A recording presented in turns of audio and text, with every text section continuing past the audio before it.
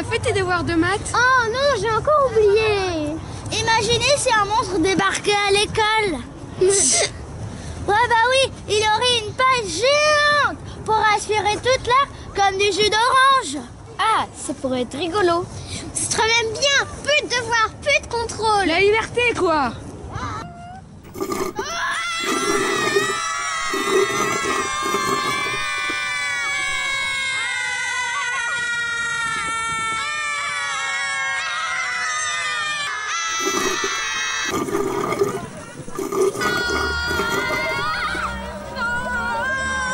Vite, on retourne en classe.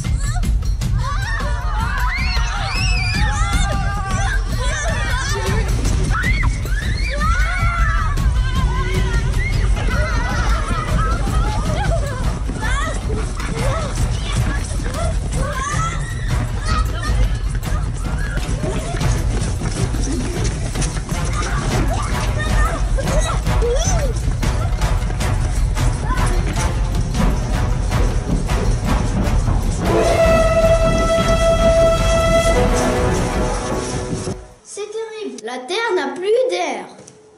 Non, plus d'oxygène, on peut plus respirer. Les habitants de la Terre sont perdus. Nous ne reverrons plus nos parents, ni nos chats, ni nos chiens. Qu'est-ce qu'on peut faire? Attendez, seule la statue du grand roi peut nous aider. Son pouvoir est sans limite. Nous n'avons qu'à lui demander de l'aide. Seulement, comment faire?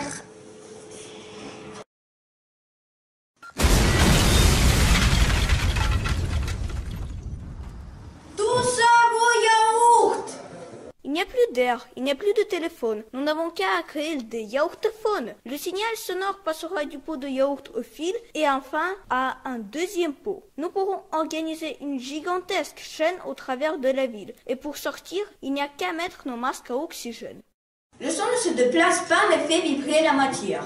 Voilà pourquoi dans le vide ne contenant pas de matière, le son ne peut pas se propager, se diffuser.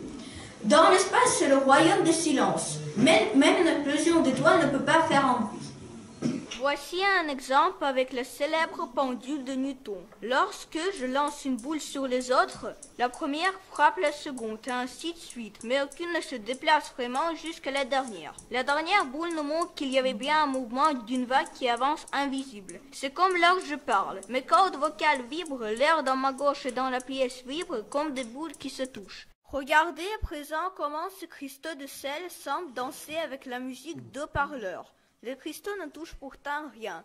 C'est bien l'air qui propage le son.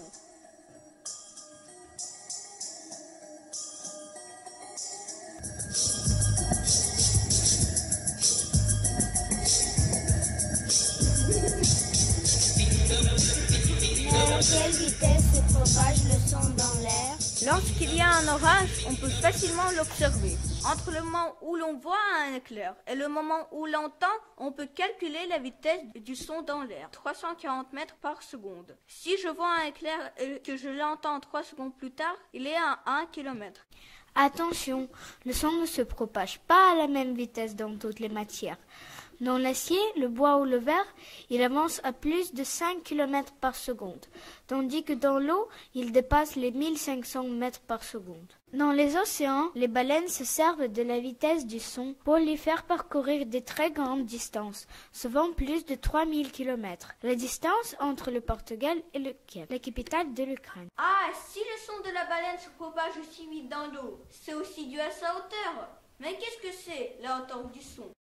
Plus la fréquence est haute et plus le son est aigu. À l'inverse, plus la fréquence est basse, plus le son est grave. On le mesure en Hertz. Nous les hommes, on n'entend pas la même chose que les animaux. On entend à peu près de 16 Hz jusqu'à 16 000 Hz. La baleine, elle entend vraiment plus, de 0 Hz jusqu'à 1 million Hz. Les chats et les chiens entendent un peu plus que nous, de 20 Hz jusqu'à 20 000 Hz. Aussi, les chauves-souris, ils n'entendent que des ultrasons. Le dauphin, la taupe, la girafe, entendent que des infrasons.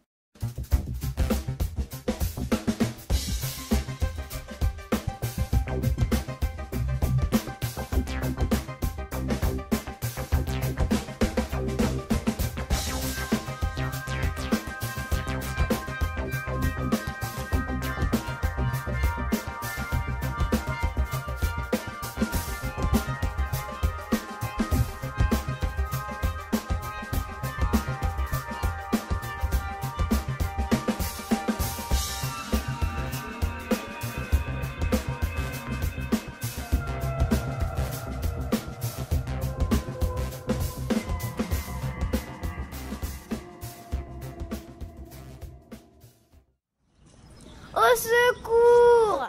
Je vais vous sauver et rendre l'air.